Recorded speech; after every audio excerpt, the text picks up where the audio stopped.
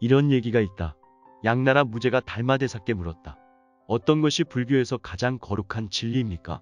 달마대사가 답하였다. 넓고 텅 비어 성스러운 것이 없습니다. 황제가 물었다. 나를 대하고 있는 그대는 누구요? 달마대사가 답하였다. 알지 못합니다. 황제가 그 뜻을 깨닫지 못하자 달마대사가 드디어 양자강을 건너 위나라로 가버렸다. 황제가 나중에 이 일을 지공화상에게 물으니 지공화상이 이르되 폐하께서는 달마대사가 어떤 분인지를 이제 아시겠습니까? 하니 황제가 모르겠습니다. 고 하였다. 지공화상이 그분은 관세음보살의 화연으로서 부처님의 마음을 전해받은 분입니다. 고 하였다. 황제가 후회하면서 드디어 사신을 파견하여 다시 청하려 하였다. 지공화상이 폐하께서는 사신을 보내어 모셔오려고 하지 마십시오. 양나라의 모든 백성이 갈지라도 그분은 돌아오지 않을 것입니다. 고 하였다.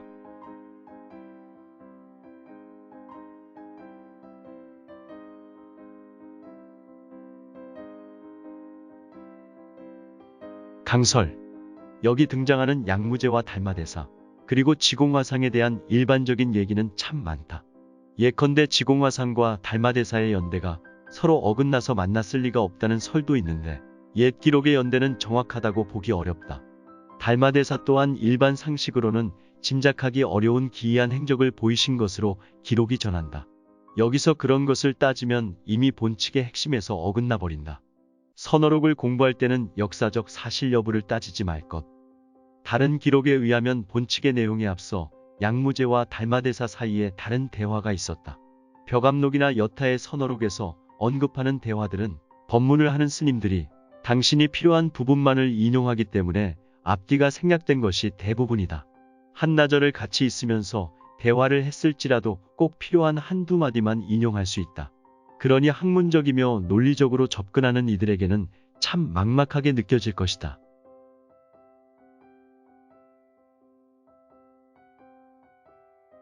무제, 내가 올해 불사한 공덕이 얼마나 되겠습니까? 달마, 공덕이랄 게 없습니다. 달마대사를 만난 양무제는 자신이 불교를 중흥시킨 그 공덕을 칭찬받고 싶었을 것이다. 그래서 본칙에는 생략되었지만 위에 대화가 있다. 하지만 양무제의 질문은 불교의 핵심에서는 한참을 벗어난 것이었다. 그렇지만 이것이 불교 신자들이 대부분 빠져있는 심리이기도 한 것이다. 달마대사의 답은 양무제의 병적 심리를 타파해 주려는 자비이다. 무제는 영리한 사람이었다. 영리한 사람이었기에 본칙이 만들어진 것이다.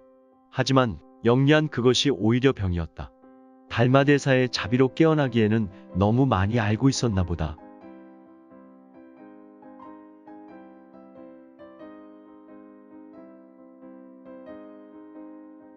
무제, 어떤 것이 불교에서 가장 거룩한 진리입니까?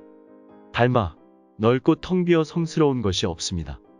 양무제는 공덕을 물었다가 공덕이랄 것이 없다는 달마대사의 답을 듣는 순간 사정없이 당했다는 것을 직감했을 것이다. 그래서 회심해 일격을 가했다. 불교의 본령 쪽으로 옮겨간 것이다. 가장 거룩한 진리라는 용어는 불교에 아주 깊이 들어간 이가 아니면 구사하지 않는 말이다. 그러니 아마도 이 질문으로 달마대사를 항복받으려 했으리라. 아니면 적어도 인정받으려 했거나. 하지만 상대는 천하의 달마대사였다. 그런 용어에 갇혀있는 인물이 아니었던 것이다. 확연무성. 아직도 성스러운 것 따지느냐고. 후, 불어버렸다. 두 번째로 베푼 자비다. 그렇기는 하지만 자비를 베풀다 보면 또 흔적이 남게 마련이다. 사람들이 그 흔적으로 말미암아 스스로 달마대사의 발바닥 밑으로 들어가니 그게 문제다. 무제, 나를 대하고 있는 그대는 누구십니까? 달마, 모르겠습니다. 이제 양무제는 자기 딴에 비장의 무기를 들이대었다. 하지만 늦어도 보통 늦은 일이 아니다. 공덕을 물은 첫 번째 질문이야 황제의 입장을 고려하여 백보양보하면 애교로 봐줄 수가 있겠다. 그런데 눈을 뜨지 못하고 괜한 호기를 부려 두 번째 질문을 했다. 백이면 백이 다 저지르는 실수다. 하긴 맥 놓고 있는 것보다는 낫다. 하지만 세 번째 질문은 뭔가 참 어이없는 일을 벌였다. 자신이야 바뀌니 아니니 생각하며 던진 질문이지만 달마대사는 처음부터 경계가 없질 않는가. 당신 누구요? 이게 첫 질문이라면 모를까. 이곳에서의 세 번째 질문이라면 썩은 냄새만 풀풀 나는 쓰레기 아닌가. 그러니 달마대사가 양무제를 산채로 묻어버렸다. 모르오. 참 이런 자비도 드물다. 세 번째 베푼 자비이다. 시절인연이라는 말이 있다. 적절한 때와 장소가 있다는 말이다. 달마대사는 이미 중국에서의 불교가 어떤지를 간파했으며 양나라에 더 머물 이유가 없었다. 양나라에서 할 일은 이미 마친 것이다. 그런데 후반부에 나오는 양무제와 지공화상과의 대화는 설두화상의 노파심이다. 불법의 정수를 보여주고 싶은 마음이야 오죽하시겠는가마는 이 대목은 뱀의 다리를 그린 듯하다.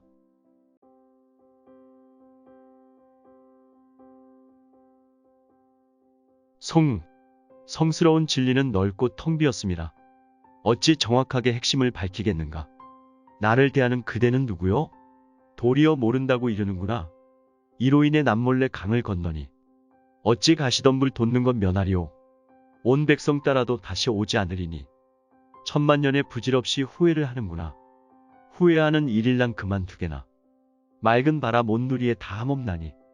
설두스님이 좌우를 둘러보며 이르길. 이곳에 다시 조사가 있느냐? 설두스님이 스스로 답하였다. 있구나. 불러오라. 내 발이나 씻기게.